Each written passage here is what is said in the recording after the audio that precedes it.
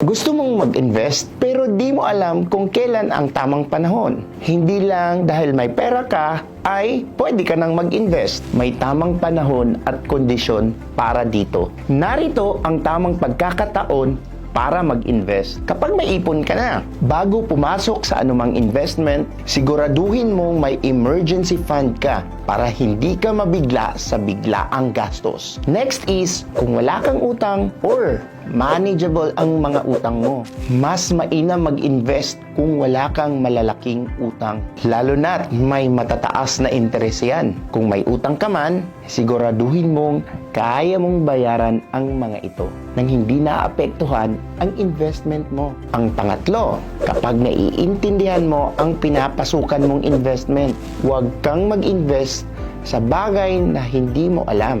Mag-research, mag-aral at humingi ng payo bago ka pumasok. At ito yung tatandaan mo. Kapag may malinaw kang financial goal, ang tamang investment ay ginagawa na may tamang kaalaman, plano at tiyaga. Ang pinakamagandang oras para mag-invest kapag handa ka na.